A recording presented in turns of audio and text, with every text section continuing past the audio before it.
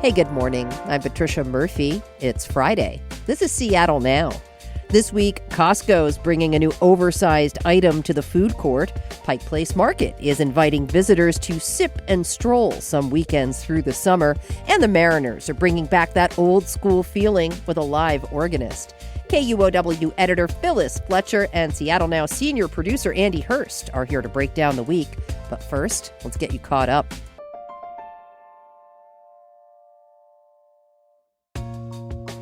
Seattle Mayor Katie Wilson will cut a toilet paper ribbon in Pioneer Square today. We'll be getting some new bathrooms ahead of the World Cup, and it's all part of the fun. Seattle's partnering with a company called Throne Labs to clean and maintain the bathrooms. The city's opening 4 total thrones in Pioneer Square and near Lumen Field. Today's TP cutting is slated for 1 o'clock. The newspaper Real Change has doubled in price from $2 to $4. The papers are often sold by people experiencing homelessness. The Seattle Times reports it's the first price increase since 2013. The executive director of Real Change said the price needed to go up to offset the costs of producing the paper. And we have got a big sports weekend on tap, so expect traffic and crowded light rail trains. Tonight, the Seattle Reign play Gotham FC at Lumen Field starting at 7 o'clock. The Sounders play Saturday night against the LA Galaxy. That match starts at 6:15. And the Mariners are back home for a weekend series against the San Diego Padres. First pitch is tonight at 6:40. Check back for more headlines on tonight's episode of Seattle Now. It's Friday again. The U District Street Fair is tomorrow, and we'll be there if you want to show up. Phyllis Fletcher's here today. She's an editor at KUOW. Phil, nice to see you. Hey, great to be back. Andy Hurst is here, too. He's Seattle Now's senior producer. Andy, back in the hot seat. Good morning, good morning. Glad you're here. Okay, you two, before we dive in, if you're having the kind of day where you accidentally miss a meal or are looking for a hearty portion size on the fly, Costco might have you covered. According to Delish, the Issaquah-based bulk retailer is adding chicken tenders to its food court menu. That's right. It's out with the calzone and in with chicken tenders. $6.99 will get you 5 breaded and baked chicken tenders and a tub of sauce. A whopping 1,600 calories worth of food. Holy crap. Yep, this is a meal for you or maybe 2. What do you think? Are you headed to the food court to get some tenders? How big is this tub? That sounds gigantic. I heard. Are we talking about you bathe in it or what's the deal? I heard a tub. So that sounds like it is big, big, big. You know Jump what? in. You go to That's what I'm doing. Costco to buy in bulk. It tracks for me that these chickens are bulked up. That's right. I mean, have you right. seen those rotisserie chickens? Yeah. Are they just like bulking out one of the wings on there and got some tendies? Come Like on. right before the chicken is processed as food, it has a Rocky-like montage where it's lifting and it's drinking the eggs of its own young, and Oh my God. then it turns into a chicken tender somehow. I don't know how that happens. Okay, compared to the new hyped up chicken place in the U District that will not be named, Okay. that sold me some tiny, wimpy tenders at a premium price. Andy's coming in hot. In their I'm- defense, they call them fingers. I think those are smaller. I'm all about the bulked up tendies. I'm all about it. All right. Well, either of you missed the calzone. Why do you think it failed? Dude, first of all, I didn't even know they had calzones there. Second of all, it would not be my destination for a calzone. Yeah. I think for a calzone, I would go to New York City or northern New Jersey, and I would have a calzone there. I would not go to Shoreline and a food court. Calzone, that's not a food court item, right? Okay, all right. It's like molten pizza inside a bunch of That's right. dough. And you have pizza Right. experience. Takes a long time to eat. It's huge. That's not food court. All It's right. lava that dissolves your tongue. Yeah. You have regrets. You want to go to a place you trust for a good Yeah. calzone. Oh, Right, true. exactly. True enough. All right. Well, it didn't catch on, so it's gone now. Hopefully the tenders will be a better fit. The menus are regional. I remember being able to get sausage and peppers back in New Jersey.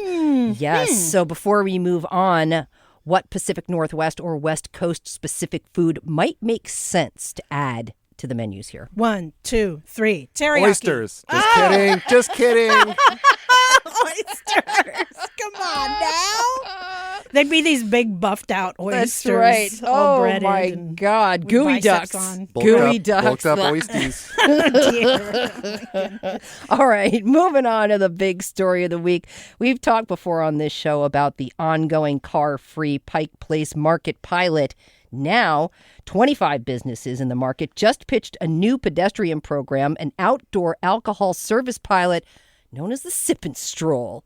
Are either of you into these types of sip and stroll events that allow for drinking outside? On the one hand, I'm like, I got to say nah. But then on the other hand, like, watch me be the person who has to be wheeled out of there at the end. So I'm like, I don't think so. It doesn't seem like a good idea. Sure. But I mean, I could probably be talked into it, but I don't want to be. I'd sip and stroll. Yeah, I'd sip and all stroll. right. The only thing, though, is like during the day drinking can make me super tired. See, that's a problem. So I know this is going to be during the day, right? I would do it probably more if it was in the evening, but during the day, that's nap time for me. Yeah. After some sipping and strolling during the day. You vaporize your whole day if you day drink. That is so true. Yeah. That is so true. Although, if you're careful, I hear you can ride that wave all the way through the day. I don't know if that's a wave that Phyllis needs to be riding. Programs like this can get a little out of hand, but the proposal has some parameters. While you can stroll with your alcohol outside, you can't take it into any businesses. You'll also need a wristband to get a drink, and each drink comes in a uniform container with a sticker to identify where you bought it. Sounds like a lot of rules. Right. A lot of rules, Yeah. friends. I think it's because, and I can say this as an American, I think, we are children, and our relationship with alcohol is like, on the one hand, it's like too normalized. So we think it's like totally okay. But on the other hand, like we did outlaw it for like several years, like 100 years ago. So like we have this cultural ambivalence with it where like we don't trust ourselves with it. And then we have wristbands and you can go in here, but not in there. And it's okay if you have money to drink outside, but if you don't have money, it's not okay to drink outside. And I'm like, Right, it sure. sounds like a bunch of stuff that we have problems with that like maybe we don't need to add to the mix on an afternoon in the summer. I don't know. Maybe I'm being a puritanical person about it myself. Well, some of what you're saying echoes what Friends of the Market are saying. They're opposed to this plan, as also the car-free market, for a number of reasons, including what they say is the potential for drunk driving, hard partying. Ryan Packer over at The Urbanist has been following this very closely and said that one member said, concerned about the sip and stroll, said it's a very steep, slippery slope before we're just another entertainment district. Do not threaten me with a good time. I mean, I don't know. I'm being kind of a square about this. What do you think, Andy? I mean, first off, if you're driving to the market, that's your first problem right there. Right. Don't do that. Don't do that. We've already been through that one. yeah. Yeah. We can do this as a society, right? I've been to so many events and venues where there's a beer garden area, I just recently went to a show where half of it is all ages, half of it is you can drink. There's people there checking IDs. There's a way to do this in a responsible way that's not going to get out of control at Pike Place Market. Come on. People are walking around looking at produce and flowers like, how crazy could it get? Well, the fight, flower petal fight. The Preservation Authority did approve the pilot, and Packer reports that the owners of the Alibi Room, Pasta Casalinga, and Copacabana say they're down to try out Sip and Stroll while the state law is in effect. They're down to clown. They're down to Well, what about the price point? How much you're willing to pay, Andy, if you're going to sip and stroll? I mean, I go to Mariners games. I'm desensitized Okay, to paying okay, $16 for a beer, so whatever. I'll do it. And back to the day drinking, who is this for? I mean, is this for tourists or locals? It is better, I think, if you don't have any plans to work, maybe that day or the next day, especially once you get to my advanced age, because it will take you out. But I guess if you're a tourist and you kind of know you have a plan, you know how you're going to get back. You don't realize that Seattle's not a heavy duty party city yet. Right. You're just showing up, slamming back Space Needle drinks. Oh, no. This does seem like a tourist thing to me. A little bit, for sure. a little bit. It also seems like an expansion of the pedestrianizing of Pike Place Market. I think anything that the market can do to keep people showing up and experiencing it, it's a good thing. I mean, we don't want anything to get out of control. But this is a good idea, I think, right? To get people to come in. You might get more visitors going, oh, I can walk around with a drink. Like people that visit other cities like New Orleans or Vegas, like they're used to this, right? Careful, Andy. This is what we're talking about here. This is what we don't want, according to Friends of the Market. But you're right. You know, I mean, we're a city, a cosmopolitan city. We can have fun this way. People been walking around with drinks in Pike Place. Newsflash, exactly. You know what I mean? Well, yeah. And to push it a little further, right, you can't really keep outdoor drinking and allow cars back in. So I do think this is just the creep, right, of the perma-pilot of no cars in the market. What's another neighborhood that would be primed for a sip and stroll? Let's have one of the gated communities open up. We can stroll through there and see what's More up. hot takes. Yeah. More hot takes. I will say several years ago, they opened up several blocks of Pike Street to pedestrians only. There was a pilot. You weren't allowed to walk around with alcohol, but it just created this cool kind of like block party feel on Capitol Hill. And I think that would be cool to do that again, to have a kind of people walking around. You could bop into different bars and just take a drink to go. Yeah. My neighborhood, convenient. Speaking of summer experiences, let's talk about going to a Mariners game. Last fall, Nike released a promo spot that featured Ken Griffey Jr. playing an organ over baseball footage. You may have wondered, what happened to that organ? Well, according to the Seattle Times, Mariners asked to keep it. And this season, they hired an organist to play during Sunday home games. Leave a tip for Benny Drawbars, who's also the Kraken's in-house organist. Benny brings a range of music to the games. He'll add little flourishes in response to what's happening on the field. On 80s Night, he rocked Prince and Madonna, but he's also been known to play Sabrina Carpenter. He even takes requests, but apparently not Take Me Out to the Ball Game yet because it's a technical problem.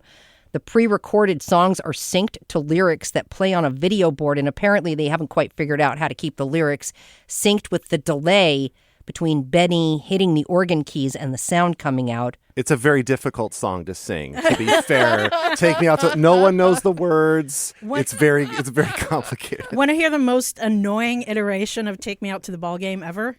My friend Stuart used to do this.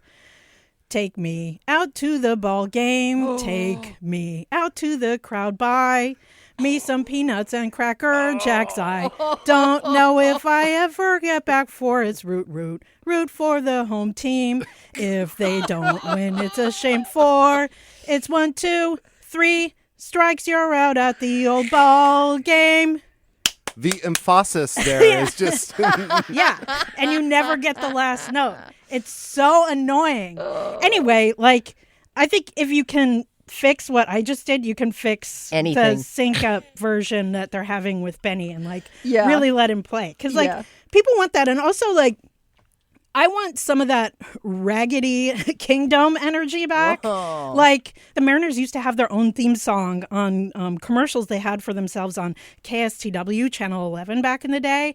And I want them to bring back, like, little signifiers of old school Mariners stuff that people would maybe recognize, like one of those if you know moments. That would be fun. Here's my unk take, my most unk take. You crab. Okay, go ahead. The Mariners games are way too loud and crazy. It's like everything coming out of the speakers are just like flavor blasted. Like in between every batter, it's like this deep pounding bass. They have like the foul ball dance party, which is kind of cringy. I love the idea of an old school organist performing. I've been to Wrigley Field before in Chicago where it's very old school. And they don't even really blast like popular music in between innings or batters. They just kind of use the organist, and it's such a cool experience. Maybe that's not for everyone, but I go to baseball games to kind of relax a little bit. You chat with your friends. The blasting of the music is just, it drives me crazy. Well, so far, fans seem to love Benny and his organ. They come up to him throughout the game to chat and take selfies. What other venues and situations could use a live organist? The hospital. Pike Place, Sip and Stroll. Actually, we have Hammer Dulcimer guy out there. Okay, cool. Let's do it. We already have kind of an organist, dude. Yeah, right. Okay, I play softball, and last summer, this guy showed up with a keyboard and a speaker, and he was rooting for the other team. He sat in the bleachers and he performed like the traditional, like dun dun dun dun dun, like in between. And it was kind of funny, except this team obliterated us. No. And it was starting to It was their feel secret weapon. very personal after a while. Like they were taunting us with these my funny little gosh. songs. Brutal. But it was Wow. cool. It was cool. Totally. Bring them to my softball games, Totally. except when we're losing. All right, moving on to our next topic. Seattleites love to do wacky things in community. We've talked about some on this show: gays eating garlic bread, the Short King contest, the Taco Bell Century bike ride. Here's one to add to the list from earlier this month: a funeral for the West Seattle Taco Bell that closed more than 3 decades ago. Before we get into any more details, is there any long closed institution around here that you still mourn? Don Stan teriyaki. Dude, in the 80s, you could get a teriyaki bowl for like $2. It was dope. If they brought that back, I would be there in a second. I've got a few. The Redwood on Capitol Hill. Great bar where they would give you free peanuts and you could just like drop the shells on the Nice. floor. Yeah, right. Vito's on First Hill. Oh, yeah. Great Italian place. Great bar. They would have like live music. Rest in peace, Vito's. Yeah, that was a good one. A lot rattled around in my brain, but one for me will always be the one I'll mourn forever. It's Louie's in Ballard. Oh, yeah. Louie's Chinese food, dude. man, Right. with Art Louie on the wall. Yeah. So good. So good. Missed that place. The property got sold. Anyway, the Taco Bell funeral was an all-out affair. My Northwest reports there were bagpipes, a strict formal dress code, even a tombstone. Even at-large city council member Alexis Mercedes Rink showed up to pay her respects. What is it about an event like this that will draw a crowd?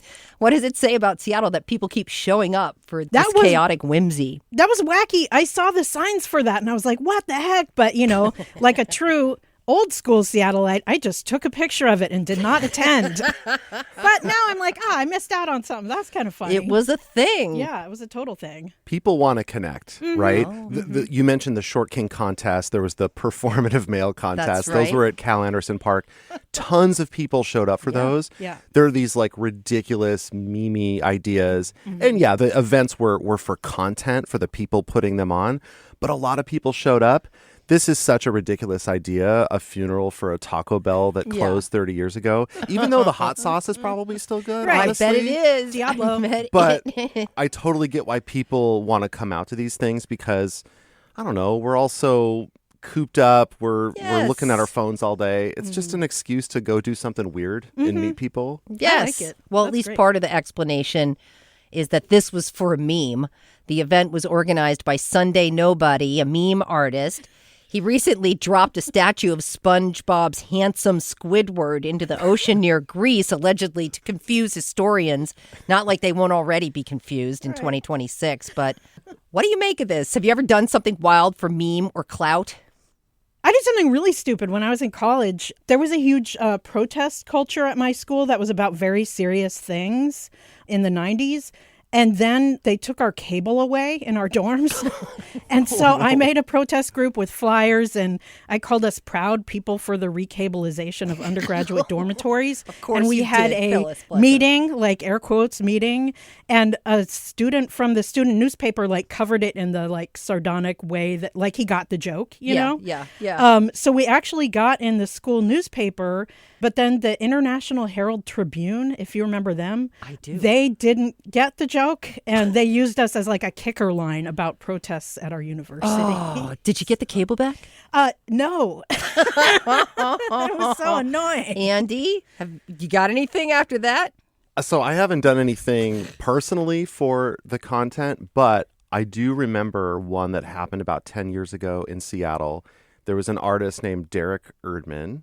Oh, and yeah. he found a VHS copy of the movie Singles, and he started a Facebook event where he invited everyone to go over to the apartment building where they filmed Singles to watch the movie Singles on a tiny TV on VHS. And thousands of people RSVP'd to this thing. And I think the owner of the building and some other folks from the city were like, you cannot do this. People live here. And they did end up canceling the event. But I remember that kind of public meme event thing just really stuck with me. Yeah, yeah. We're going to leave it there. Phyllis Fletcher is an editor at KUOW. Andy Hurst is Seattle Now senior producer. Thanks, Andy. Thanks a lot. Thanks, Phyllis. Hey, thanks. Appreciate you listening to Seattle Now, and thanks to our generous financial donors for your support. Do us a solid. Take a moment to rate and review the show on your favorite podcast app. You probably won't even have to put down that giant chicken tender. Today's episode was produced by Brooklyn Jamerson Flowers. It was edited by Andy Hurst. Our production team also includes Caroline Chamberlain Gomez, Vaughn Jones, and Paige Browning. Greg Kramer does our theme music. Seattle Now and KUOW are members of the NPR network. I'm Patricia Murphy. See you tonight for Evening Headlines.